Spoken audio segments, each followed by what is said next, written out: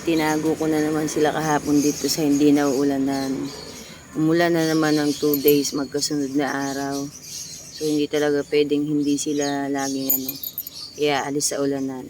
Kasi bago pa lang natubo ang kanilang mga babies baka malusaw agad. So itinago ko na lang muna dyan sa hindi masyadong tinatamaan ng ulan. Meron din dito. Ito na lang nilagay ko, yung dalawang cactus kasi hindi ko dinitilig. Ito mga propagation ko sa dahon, tinago ko muna. At ito, kasi laging nababasa, baka hindi tumuloy. At dito sa kabilang side na iba na naman, kasi pinaulanan ko ito.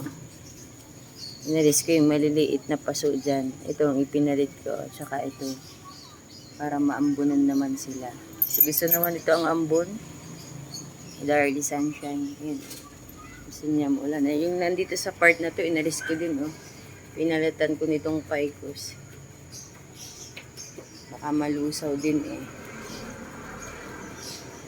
kailangan ko munang ipagpalit-palit pag naulan. Pinapagpalit-palit ko po sila ng pwesto pag maulan.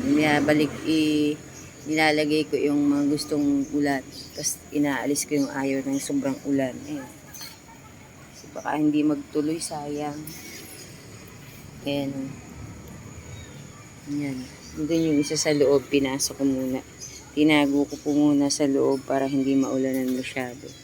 So ngayon mainit Magandang panahon ngayon. Nisikat ng araw. Sana nga tumuloy yung init. Kasi 2 araw na namang magkasunod na maulan. Sobrang ulan talaga lagi, pa iba-ibang panahon. Ito, laki na niya. Ang ganda nila Pag maaraw, nalabas yung kulay. Ito, ang ganda na nito. Si campfire, green na green kasi nga laging maulan. Yan yung mga nandiyo sa likod. Ang gaganda na nila. At hindi sila masyadong naaarawan dyan. Parang nawala na yung variegation ni Hana Kaida Kasi walang masyadong init dyan. Pero yung bulaklak niya andyan pa rin. Hindi ko pa rin po tinatanggal. Ito ang laki na Ito. Ito ang laki na din.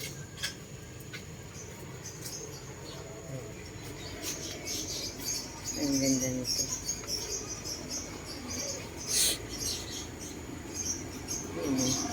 Ang lalaki na po nila.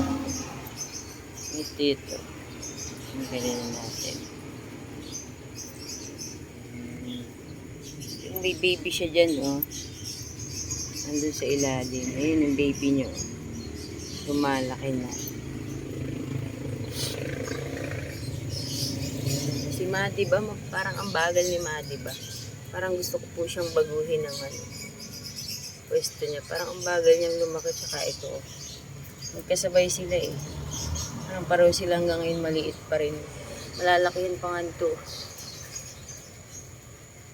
Pero ang tagal na nila sa akin. So guys, hanggang dito na lang. Chinek ko lang ulit sila. At mamaya ibabalik ko na yung mga pinagtatanggal ko. Ibabalik ko na sa kanilang pwesto-pwesto. Bye guys. Thank you for watching.